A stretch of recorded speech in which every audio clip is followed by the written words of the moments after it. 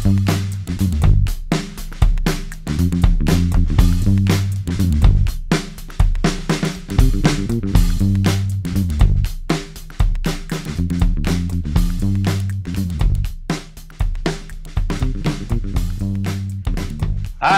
selamat pagi para kelom pencapir kelas Sabtu. Wah, seru banget ya. Ini udah 2 sesi kita mengadakan rekaman di pagi hari. Wah, seneng banget. Kenapa? Karena kita kayaknya rasanya lebih seger ya pagi. Baru bangun. Baru bangun gitu. Terus ngantuk ya. Kalau malam ngantuk mau tidur, kalau ini ngantuk baru bangun tidur ya. Baru bangun tidur.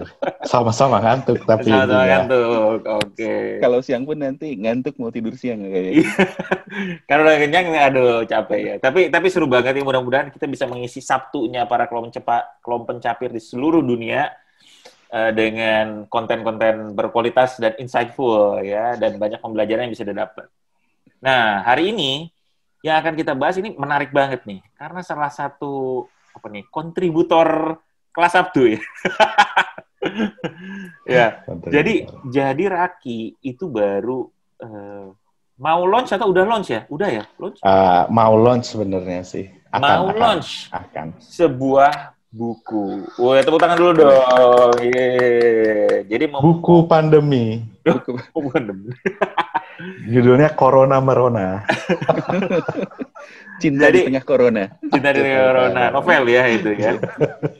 Nah, tapi beneran nih teman-teman, Raki baru mau launch sebuah buku yang judulnya Digital Governance. Inovasi dengan etika dan integritas. Wah, itu bisa kebayang kan ya? Kebayang ya. Buku judulnya digital, ya semuanya orang ngomong digital sekarang, and governance. Digital governance ya. Waduh, ini asik banget. Jadi kita pagi ini pengen tahu nih, apa itu gitu ya maksudnya bukunya segala macam, dan karena kayaknya banyak ya, insight yang bisa kita gali juga nih dari bukunya Raki ini. Oke. Boleh cerita dulu dong Ki. Apa sih sebenarnya digital governance itu apa gitu? Karena pencapir semua kan ini pengen tahu juga. Iya. Terima kasih semuanya. Ini gue malu jadinya gue ngomongin buku digital governance, buku yang terbit karena pandemi. Mungkin karena kalau nggak ada pandemi nggak akan terbit. Belum tentu nulis buku bahkan gitu. Rencananya udah lama. Dari awal. Maksudnya dari awal pandemi baru bikin atau dari cita-citanya udah lama tapi baru direalisasi? Dari tengah-tengah pandemi sebenarnya. Tengah-tengah pandemi. Gila. Terus dari efisien ya. Nulis dengan agak cepat. Berapa bulan tuh Ki? 3 bulan kurang dong? 3 bulanan. In total 3 bulanan nulis buku sampai selesai. Nah, memang ya nggak jauh dari sempurna lah pasti ya, pertama kali. Namanya juga orang pertama kali nulis buku. Dan buku ini ditulis sama berdua dengan Prof. Ilya Fianti. Beliau mantan dosen kita semua. Kita bertiga maksudnya. Dosen pembimbing saya. Dosen pembimbing Iwan Fadilah. Iya. Yang beliau memang pengalamannya udah melintang lah ya, bicara governance, bicara audit gitu-gitu, dia udah sangat ini, mantan komisioner OJK juga. Nah, sebenarnya sih ceritanya ini ya,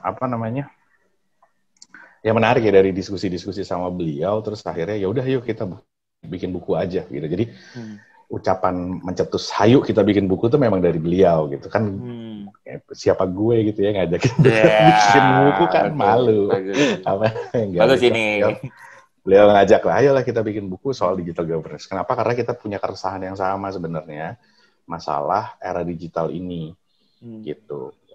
Kebetulan tesis gue juga bicara hal yang agak mirip, walaupun angle-nya agak beda sedikit, tapi kita fokus digital governance. Nah, keresahannya apa sih sebenarnya? Gue mau bicara keresahan aja gitu, karena gue dari dulu tuh, dari zaman pertama kali kerja, ngebaca berbagai literatur, terus ngelihat berbagai informasi gitu, dan gue ngelihat negara gue sendiri, Indonesia, kok kayaknya kita agak ketinggalan soal teknologi. Waktu itu gue concernnya di teknologi, karena gue seneng sama teknologi, sama IT ya, khususnya information technology. Kok kita ketinggalan banget ya zaman itu ya, zaman lulus kuliah berapa puluh tahun yang lalu. Terus, Jadi kenapa gue ada di karir ini juga kan gara-gara itu ya. Jadi keresahan gue memang dari sejak gue lulus kuliah ngelihat kok kita terlalu ketertinggalan. Jadi kita perlu nih kita sama-sama majuin Indonesia. Nah, sampai ke saat ini yang sekarang kita udah bicara digital. Gitu. Tadi gue juga ngomong sama Iwan, sebenarnya dulu begitu ada yang namanya cellular phone, itu udah bayangan gue, wah gila lu bisa mobile pakai telepon di Indonesia yang kita punya lingkungan, punya lokasi geografis yang sangat rumit dengan 17.000 pulau tersebar di mana-mana dengan kontur yang juga aneh ya. Ada yang di puncak pegunungan, ada yang di lembah, ada yang di pinggir pantai, semuanya tuh kita punya, kayaknya tengah hutan. Nah, itu kan solusinya harus sesuatu yang mobile ya, gitu. Dan kayaknya bicara seluler Wan, bisa gue bilang GSM gitu ya, teknologi mobile dan apalagi sudah ada internet, itu menurut gue bisa menyelesaikan banyak masalah di Indonesia. Jadi segala ketimpangan informasi itu harusnya bisa selesai dengan ini gitu. Jadi bayangan gue tuh cita-citanya ini. Nah, sebenarnya dasarnya itu ya, kenapa sih harus kita nulis soal digital governance. Tapi ini kita nggak ngebahas buku ini aja ya, kita diskusi mengenai digital governance. Iya, digital governance yang ada di buku ini. Oh, enggak. enggak. Iya, terus gambarannya gitu. Jadi menurut gue, oke, sekarang internet ada, mobile ada. Terakhir survei Statista kalau nggak salah pengguna internet di Indonesia itu sampai 180 atau 190 juta. Kemudian connected device di Indonesia bisa sampai 300 jutaan, jadi even lebih banyak dari jumlah populasi. Nah ini kan artinya sebenarnya awareness-nya orang dari penggunaan internet itu juga sudah sangat tinggi di Indonesia. Gitu. Jadi menurut gue, manfaat ini harus dimanfaatkan, tapi di sisi lain harus seimbang, karena governance itu bicara, kalau menurut pendapat gue, governance itu bicara masalah keseimbangan, gitu. Jadi gimana caranya ngebuat si manfaat juga tetap bisa terjaga gitu ya, nggak disalahgunakan dan lain-lain. Itu sih gambaran umumnya si buku ini tuh kira-kira begitu. Nice. Nah terus udah gitu berarti kan lu bukan cuman ya, dalam 3 bulan bisa merangkai ini ya dengan cukup padat ya. Nah, sayang ya bagaimana tidak adanya gue di mana-mana pada saat merangkai buku ini. Iya, bagus. Nah, terus Ki, kan lu banyak cerita mengenai keresahan ya sebenarnya. Jadi ini sebenarnya keresahan yang bukan keresahan baru juga dari lu. Bukan. Buku ini gimana ininya? Apa yang diceritakan buku ini terhadap gimana ke depannya mungkin kita harus ngapain gitu dari dari keresahan tersebut. Ya. Nah ini juga menurut gue ya, ini ada 2 kata yang cukup tidak familiar. Istilah governance itu mungkin familiar didengar sama banyak orang. Cuma menurut gue kita tuh memahami governance juga masih banyak gap lah kita dalam memahami governance. Digital tuh juga sangat populer kata-katanya, tapi kita juga memahami apa itu digital juga menurut gue juga masih banyak hal yang menurut gue perlu kita improve di Indonesia ya, menurut gue gitu. Jadi digital governance ini menurut gue cukup kontroversial buat gue gitu, karena nggak ada, kalau dicari di literatur di mana-mana nggak ada tuh yang ini loh konsepnya digital governance tuh begini, tuh nggak ada. Semua baru bicara bahwa dunia digital harus digovern dan segala macam. Nah ini gue ngasih judul yang menggabungkan antara digital dengan governance. Gue dan Bu Profilia ya, kalau bilang gue tuh berarti bersama Profilia, maksudnya nggak sendirian. Digital dan governance, karena menurut gue ya ini sesuatu hal yang nggak boleh lo pisahin, lo harus melihat ini secara barengan gitu. Kira-kira sih gitu ya. Jadi ini yang namanya digital harus digovern, yang namanya governance harus mikirin digital gitu. Jadi dua-duanya itu harus seimbang lah. Nah kan lu tadi cerita ya, banyak yang mungkin belum semuanya memahami digital. Governance juga sebuah kata yang cukup kompleks mungkin ya, orang tuh apa sih governance gitu ya. Governance tuh korupsi kata orang gitu kan. Gitu. good corporate governance, IT governance, gitu. IT governance. Nah, apa sebenarnya governance yang pengen di-share dari buku ini, dan apa itu digitalnya tuh kalau di-share seperti gimana, dan kalau digabung itu apa misalnya jadi digital governance 2 in 1 atau gimana? Kayak sampo ya. 2 in 1. Iya, jadi tadi di awal gue juga bilang bahwa ini buku sebenarnya buku simple banget ya. Jadi light reading gitu. Bagus nih, berarti semuanya lebih ini ya. Maksudnya bisa lebih banyak orang yang baca, benar nggak? Cita-citanya begitu. Cita-citanya bukan buat yang serius, bukan serius ya. Bukan buat yang lu bisa baca sambil minum kopi, sambil apa gitu. Karena ini cuma bicara masalah pemikiran. Nah, bicara governance juga, Bin, yang diceritain di buku ini juga banyak ceritanya, adalah sebenarnya bicara masalah esensinya governance. Bahwa sebenarnya esensinya governance itu bicara masalah kejujuran. Bahwa governance itu sebenarnya bicara masalah integritas. Kalau kita ditawarin sesuatu hal yang tidak baik menurut prinsip moral, makanya kita harus menolak. Governance bicara masalah gimana menjadi tauladan atau mengajarkan menjadi tauladan gitu. Kalau kita bicara di rumah gitu ya, gimana orang tua ngajarin tauladan ke anaknya gitu, atau ke suami, ke istrinya, dan segala macam. Jadi sebenarnya bicara di level itu dalam rangka mengenalkan bahwa governance itu bukan hal yang rumit loh. Governance itu bicara masalah itu tadi gitu, prinsip-prinsip baik, bicara masalah tadi kejujuran dan segala macam. Itu sebenarnya yang mau dikenalkan dari governance, dan mengingatkan sebenarnya ya ke masyarakat bahwa yang namanya dunia digital versus dunia nyata gitu, bukan berarti lo baik di dunia nyata terus di dunia digital lo juga bisa langsung nyampah gitu, atau langsung tidak bertanggung jawab gitu kan. Nah, dua hal ini kan juga mau nggak mau sekarang sudah menjadi dunia kita gitu. Oke. Wah, ini menarik nih. Ini sangat menarik nih. Kenapa? Karena justru governance-nya dibawa ke sesuatu yang lebih bukan down to earth. Mungkin down to earth dengan bahwa ini sebenarnya close with you, bukan sesuatu yang gila apa sih governance itu, tapi beberapa nilai-nilai moral Pancasila ya sepertinya ya, jujur, integritas, tauladan. Enggak, tapi maksud gue adalah itu very close gitu. Jadi bukan sesuatu yang dia diterjemahkan menjadi sebuah behavior yang dekat dengan kita gitu. Jadi governance itu maksudnya jujur, integrity, segala macam, itu yang part yang menurut gue sangat menarik nih, kalau misalnya memang kita bisa ngebacanya dengan sesimpel itulah ya ininya ya, approach-nya. Nah, kalau digitalnya sendiri gimana, Ki? Apa yang sebenarnya digitalnya intinya kan sebenarnya digital nggak perlu di-explain karena semua orang pasti udah paham ya. Walaupun memang kita cerita sedikit bicara masalah perubahan kebiasaan kita.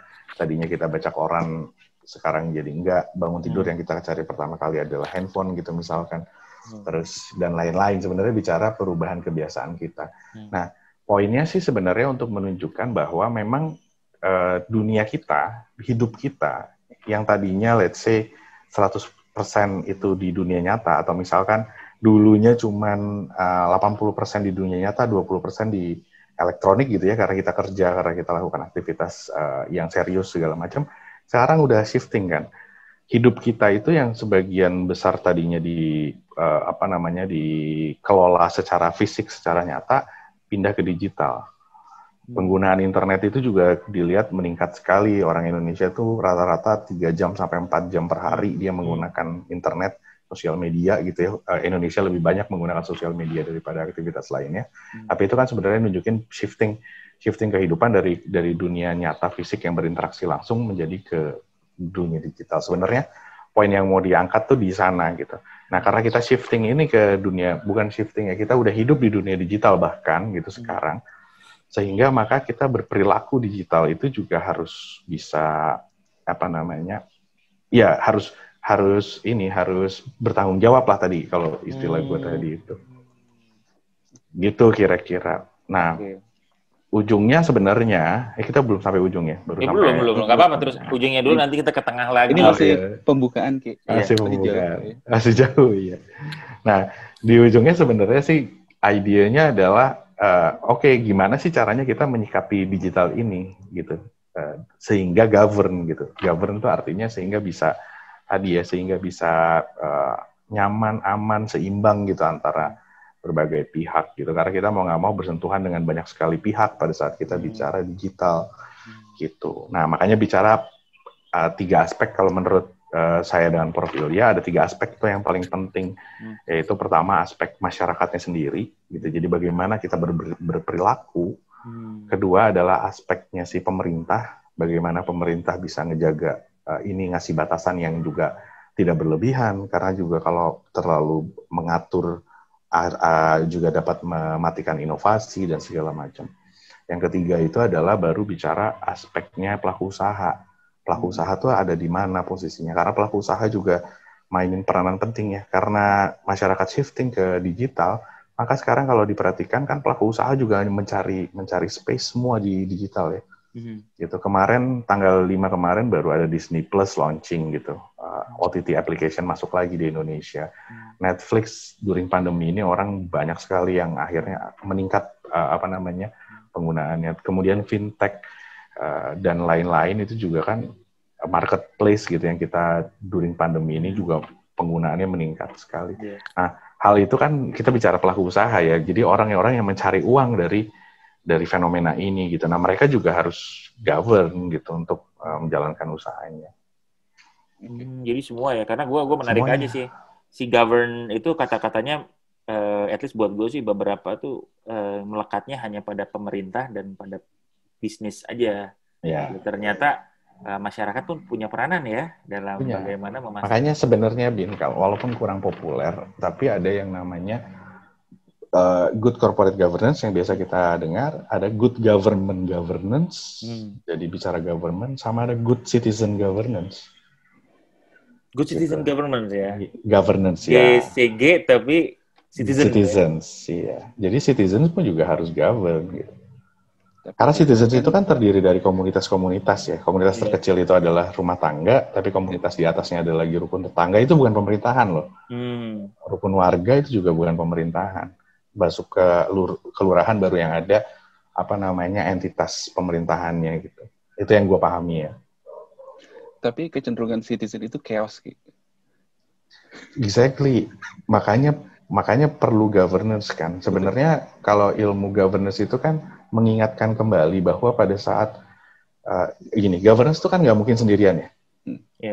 Kecuali lo bicara lo pengelolaan diri lo pribadi gitu. Governance itu pasti bicara hubungan antar pihak gitu. Karena kalau kita balik lagi ke konsep awal masalah teori ini jadi bicara teori dikit ya. Ini gue jadi lupa sih namanya. Principal agency theory.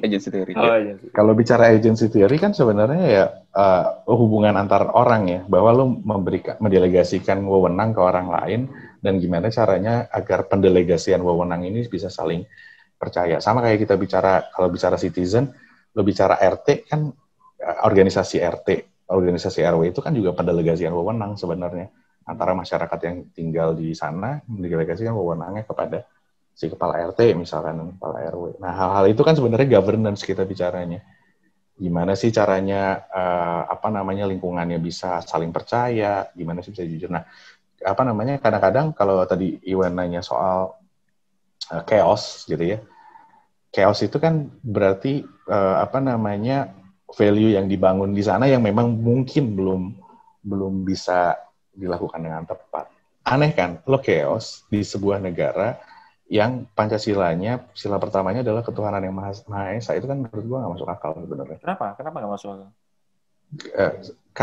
Nggak ada satu agama pun yang mendorong untuk chaos. Oh, oke. Itu kan gitu. Nah itu menurut gue ya memang PR-nya kita di Indonesia ini kan banyak banget, dan bicara governance kan juga salah satunya lo bicara penurunan nilai kan, value apa yang dianut oleh negara, gimana caranya dia turun sampai ke ke jantungnya masyarakat gitu. Dia tahu dia melakukan ini tuh gue nggak mau bicara Pancasilais atau enggak ya, karena bukan nggak penting karena sensitif di zaman sekarang. Cuman intinya lo menjalankan value yang memang kita sepakati bersama apa enggak sih? Pancasila itu kan kesepakatan bersama ya harusnya. Betul. Gitu kira-kira. Gue jadi kepikiran sebetulnya begitu ngomong kata governance digital, yang keluar di pikiran gue kadang-kadang malah jadi hal-hal yang negatif ya. Kayak misalkan Anda memang berpikir sesuatu negatif. Iya betul. Ya walaupun cocok dengan pekerjaan Anda ini ya. Gue sangat setuju bahwa sesuatu itu emang perlu di-govern bentuknya apapun itu, karena kalau enggak ya baik lagi pasti bakalan chaos gitu. Kayak misalnya pertama adalah kita ngeluarin undang-undang ITE gitu ya. Yeah. Tapi yang terjadi adalah bukannya si undang-undang ITE itu accelerating innovation dan mengatur teknologi kita agar bisa lebih secure. Yang kebanyakan praktiknya adalah malah disalahgunakan si undang-undang ITE itu untuk misalkan pencemaran nama baik lah, pencemaran informasi segala macam gitu ya. Kayak misalkan kasusnya Prita dan beberapa kasus-kasus yang sekarang malah jadi naik nih misalkan. Yeah. Terus bentar lagi mungkin kita di Bredel nih. Kalau misalkan gugatan dari RCTI yang mengundang penyiaran itu mungkin misalkan meregulat bahwa semua konten streaming digital itu mesti diatur gitu. Yeah. Tapi di satu sisi gue setuju banget sih bahwa segala konten digital ataupun aktivitas digital itu memang harus diatur. Kayak misalkan Netflix bulan ini gue baru sadar itu naik jadi 160.000 karena ada PPN-nya 10.000 ya gitu. Dan emang semua bisnis yang beraktivitas di Indonesia gue sadar sih kita harus membayar pajaknya gitu ya. Kalau itu nggak diatur ya negara kehilangan pendapatan dong. Ada orang beraktivitas tapi misalkan nggak memberikan kontribusi terhadap negara gitu. Yang dulu Telco berencana untuk memberikan pajak buat para OTT ini, tapi tidak berhasil. Tidak berhasil. Jadi akhirnya langsung aja dipajakin langsung negara. Ke company, ya ke negara. Gitu. Jadi pertanyaan gue adalah gimana caranya ngebalance antara agar governance itu memberikan value yang optimal untuk mengatur semua digital activity yang ada di Indonesia. Nggak terlalu restriktif, sehingga akhirnya menghambat si inovasi itu sendiri. Tapi nggak terlalu loose, sehingga akhirnya menjadi terlalu liar. Dan mungkin gue setuju bahwa kita adalah negara yang Pancasila yang mengandung suatu nilai-nilai tertentu. Jadi gimana si governance itu bisa mempreserve value-nya kita. Baik, gini, ini sebenarnya jawabannya juga sedikit dimention di buku, tapi akan ada di buku berikutnya. Wah, ini teaser sekali ya. Bagus. Teaser sekali. Nggak, memang udah ada buku berikutnya. Karena keresahan kita sama, dan keresahan gue sama Profilnya juga sama diskusi soal ini. Makanya sebenarnya ada satu konsep yang mungkin juga Iwan udah pernah dengar atau teman-teman yang nonton juga udah dengar, yaitu bicara yang namanya collaborative governance. Gitu. Terus yang kedua adalah kita bicara itu kan Iwan sebenarnya ada beberapa hal tadi ya kalau gue dengar keresahannya Iwan. Satu bicara aturan yang sangat strict atau sangat mengatur cukup membatasi gitu ya. Yang kedua adalah sebenarnya bicara masalah keseimbangan pengaturan dengan kebutuhan inovasi dan masyarakat.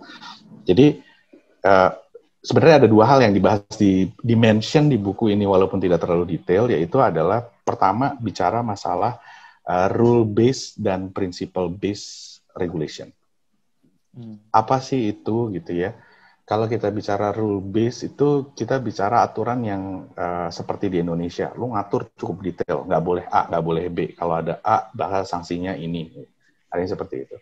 Dan ada yang namanya principle based. Principle based itu kan kita ngatur prinsip-prinsip yang harus dijalani oleh masing-masing pihak, oleh perusahaan, oleh negara, oleh masyarakat gitu. Nah, kita itu memang karena kita sejarahnya sejak Belanda hadir gitu ya, memang kita sifatnya adalah rule based. Jadi aturan-aturan di kita itu memang sifatnya strict mengatur gitu, dan ada sanksi rata-rata gitu ya, kalau lu tidak melakukan maka sanksinya adalah seperti ini dan segala macam gitu. Apakah efektif? Pertanyaan baik. Ya kan, gitu itu jadi pertanyaan. Cuman kan sekarang kalau di beberapa negara mereka menerapkan principle based, dia bicara bahwa misalkan undang-undang penyiaran ya, misalkan adalah bahwa prinsipnya yang namanya orang yang melakukan siaran live, dia harus ABCDEFG, prinsipnya gitu. Secara prinsip dia harus menerapkan ini, menerapkan itu, menerapkan ini, menerapkan itu. Tapi tidak harus melapor kepada komite penyiaran, harus memberikan dokumen ini, setiap tahun harus ini, jika ada konten yang begini, maka akan begini. Itu kan kita ya. Kalau kita membayangkan undang-undang di Indonesia, akan seperti itu. Jadi tidak bersifat principle based tadi.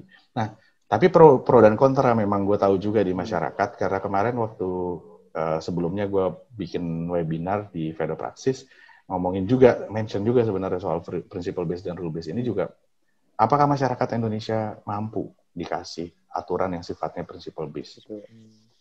Itu kan juga jadi ini ya. Ini bisa kita diskusikan lah sama the time gitu. Cuman kalau buat gua, lo jangan bicara ayam sama telur ya. Lo mau nunggu masyarakatnya kompeten dan mampu dulu baru digituin, atau lo mau bicara karena principle based maka justru akan mendorong kompetensi masyarakat. Ya kan? Gimana? Gitu, itu. Ada yang mungkin principle based? Apa ya? Ada nggak yang negara atau misalnya tempat yang? Gue lupa, kalau nggak salah di Inggris sudah cenderung lebih itu, tapi kayak di Australia, gue bicara peraturan governance ya, yang gue masih ingat ya. Australia itu dia kalau lo listed di Australian Stock Exchange, itu lo harus menerapkan ASX Code of Governance. Nah di sana itu principle based, jadi dia sebutnya gini, prinsip 1, direksi harus independen, bla bla bla bla bla bla, gitu. Nah lo harus menuhin prinsip itu. Nah cuman kalau lo tidak menuhin, ada apa namanya, kan lo harus ngirim laporannya, lo laporkan pemenuhan prinsip-prinsip itu ke ASX. Di laporannya itu kalau lo tidak dapat memenuhi, then explain. Jadi lo juga diwajibkan untuk meng-explain jika tidak dapat memenuhi suatu prinsip. Gitu. Jadi cukup advance lah ya, menerapkan aturan tuh nggak hitam putih ya tidak dihukum, kalau ya oke, gitu. Menarik juga ya. Ya, tapi kan ya kembali ya, itu cukup advance sehingga mendorong juga orang untuk berpikir kan gitu. Oke, kalau gue mau menerapin prinsip ini atau gue nggak bisa menerapkan prinsip ini, tapi gue mencoba melakukan modifikasi hal lain sehingga seenggaknya nggak terlalu melanggar dari prinsip ini, kan itu jadi ada ruang juga untuk lakukan itu gitu. Nah itu menurut gue itu salah satu hal yang perlu kita pertimbangkan. Memang banyak sekali debat, banyak sekali diskusi masalah itu. Cuman menurut gue harusnya ke arah sana sehingga kita tidak menggembok potensi-potensi inovasi yang ada menurut gue, gitu. Itu satu hal. Nah kedua bicara masalah collaborative governance. Nah ini yang gue bercita-cita pengen nulis lagi mudah-mudahan dalam waktu dekat,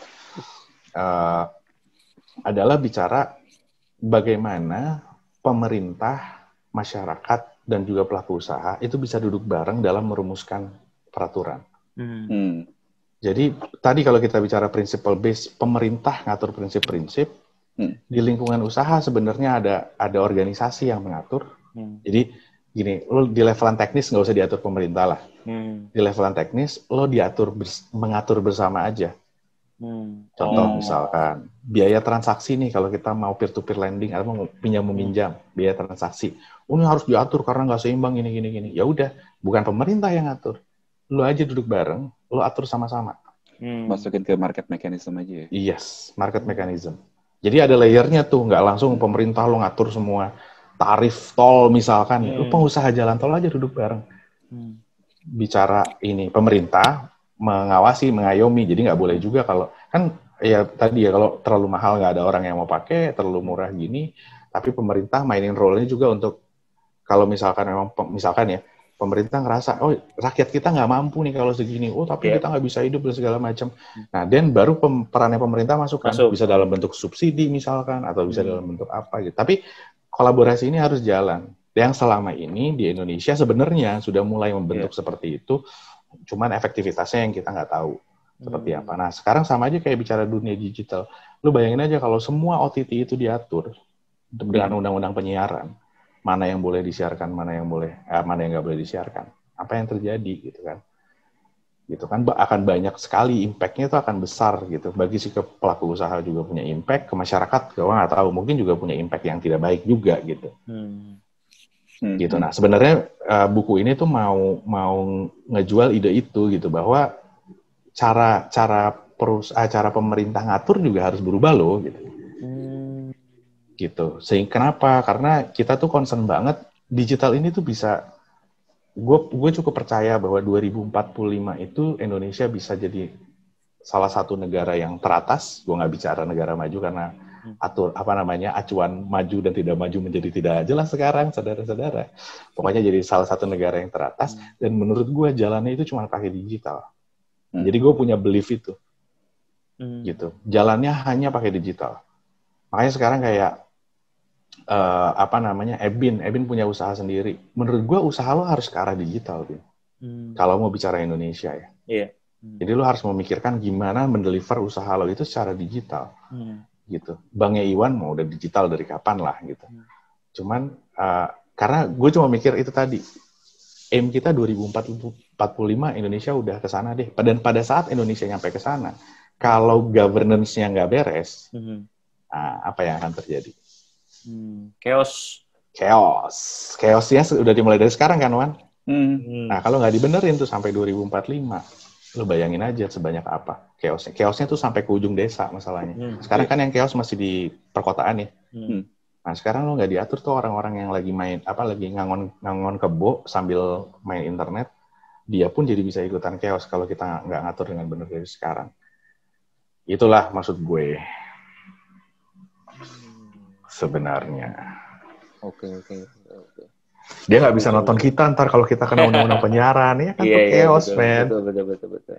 Karena memang ada beberapa sih yang mungkin gue lihat juga ya, kalau misalnya dari sisi chaos tuh mungkin beberapa tuh mungkin yang maksudnya masyarakat melihatnya juga pertama kan baru informasi yang mungkin ini karena digital berarti informasi ini yang ini. Padahal mungkin bukan cuman itu aja kali yang perlu di-govern. Way of life. Itu. Makanya gue banyak ngomongnya, kalau orang ya gue yakin banyak juga orang yang nggak sepakat sama buku ini. Jadi memang ngomongnya memang prinsip-prinsip moral sebenarnya. Prinsip-prinsip moral yang di ujungnya tadi gue bicara 3 pilar itu. Karena menurut gue ya dibalikin lagi ke situ aja. Sebenarnya lo nggak boleh misahin lo antara lo dunia digital dengan dunia nyata gitu. Kalau lo di dunia nyata sopan, kan banyak ya kasus ya kalau diperhatiin. Betul. Banyak sekali kasus bullying, kasus penyemaran nama baik. Padahal di dunia nyata orangnya nggak kayak gitu kok. Betul. Tapi karena ini digital, dia ngerasa ini dunia yang berbeda, sehingga gue bisa menjadi orang yang berbeda di sini. No gitu, enggak gitu. Ini tuh dunia yang sama, bentuknya aja di elektronik gitu. Itu sih sebenarnya. Pelaku usaha juga gitu, jangan gara-gara lo digital jadi lo bisa sembarangan nipu orang misalkan, segala macam. Gitu. Kayak crime juga kan sama aja kayak gitu ya. Cybercrime ya sama aja sama crime fisik sebenarnya, cuman kebetulan dia lakukan di media yang lain gitu. Mungkin ini juga sesuatu yang penting juga ya berarti ya, karena ya banyak benar kayak tadi tuh Raki bilang orang yang berperilaku berbeda gitu, bisnis juga melakukan ininya berbeda gitu ya, karena ya, mungkin mereka juga nggak tahu atau baru merasa bahwa oke, di sini pokoknya gue bebas karena gue gue nggak ketemu langsung misalnya, ya kan orang bisa bilang apa. Jadi banyak tuh artis katanya yang gue kok banyak yang haters gini, tapi kalau gue lihat ya pas ketemu gue minta foto bareng katanya gitu. Iya kayak gitu kan. Ya kalau gue baca-baca ya ya memang juga ada, ya kalau bicaranya sosial media ya, balik lagi kalau bicara sosial media, ada yang memang ngerasa, atau mungkin ada yang mempopulerkan bahwa lu harus kedengeran di dunia digital ini, dan caranya kedengeran adalah memang lu harus kontroversial. Gitu. Kita kan juga masuk paradigma itu, kan kelihatan dari media-media yang ngebuat judul juga udah makin bombastis, padahal isinya enggak. Jadi semua juga kepengaruh gitu sama kayak gitu. Jadi lu harus bombastis untuk dalam rangka lu bisa didengar. Aduh, makanya kelas Sabtu nggak naik-naik. Kurang kontroversial. Betul. Kita nggak ngangkat kasus-kasus kontroversial. Iya. Tapi seperti bisnis pada umumnya, konsistensi dan integrity itu di long run akan menjadi... By the way, ini episode kita ke-20 ya? Yeay, 20. Gila, keren banget. Hampir setengah tahun ya, 6 episode lagi setengah tahun ya. Dan kita konsisten setiap Sabtu, insya Allah kita ini makin barokah ya. Ya, dan sebenarnya kita juga berencana ini ya, apa namanya, bikin kelas-kelas ya. Mudah-mudahan nanti kita bisa segera realisasikan kelas-kelas online ya. Dulu kan kita pengennya ada kelas fisik, ada seminar fisik. Bisa break Cuman out, kayaknya kita bisa bikin kelas-kelas online yang simpel-simpel Sabtu pagi gitu ya. Udah happy-happy kita bikin kelas-kelas online. Nah, betul banget. Ya, kalau ada yang tertarik, komen ya. Nah, siapa kelas pengennya? Ada ide apa? Betul. Tapi memang cita-cita kita sebenarnya adalah membuat kelas online di Sabtu pagi. Seperti Sabtu pagi ini kami recording dan mudah-mudahan bisa dinikmati dan diinsyafi oleh ini kata orang-orang mau bikin kelas online aja pengantarnya setengah tahun. Oh, justru itu pemikiran yang dalam. Ya, memastikan konten delivery ke depan itu sustain, bagus. Latihannya setengah tahun dulu gitu. Jadi biar solid. Oke, teman-teman. Kayaknya itu merupakan sebuah intro yang manis sekali ya, ditunggu ya. Raki boleh di-share ya, nanti kita akan update nih episode ini di mana teman-teman bisa dapat juga ya. Meanwhile, Bin, kalau boleh, kalau teman-teman ada yang tertarik sama bukunya, minimal follow akunnya gue dulu. Oh, Instagramnya apa nih? Gimana? Ya, Instagram gue @syaraki. @syaraki di ini aja, di follow aja. Pasti gue akan ngumumin di sana update juga. Dalam beberapa hari ke depan lah sebenarnya buku ini akan di launching, akan bisa dipublikasi, dan nanti juga akan dijual di Tokopedia dan kawan-kawan marketplace. Nah, jadi ini aja sementara biar nggak ketinggalan ininya. Informasi follow dulu ya. Follow gua sih. Kata kalau Ebin sama Iwan juga akan menyebarkan buku ini, boleh follow mereka. Nanti kita share dong, kita share nanti. Di description juga ada ini ya, link Instagramnya kita. Oke, biar bisa ini. Oke, thank you so much sekali lagi. All the best ya Raki for the sukses bukunya. Nanti bukunya. Nanti kita bertiga harus bikin buku. Nah, itu juga kita tunggu realisasinya. Ya. Buat teman-teman yang ada ide bukunya, nanti silakan di komen. Boleh. Buku-bukunya tolong yang judul-judulnya yang integritas dan jujur teladan ya, jangan pakai judul-judul yang aneh-aneh ya.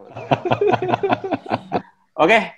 Makasih banyak sekali lagi nih teman-teman kelompok capir semua. Mudah-mudahan ada insight yang bagus dari tadi dan lebih dalamnya lagi nanti bisa follow Raki dan kita tunggu buku. Oke. Terima kasih, doain. Sampai ketemu. Para kelompok pencapir.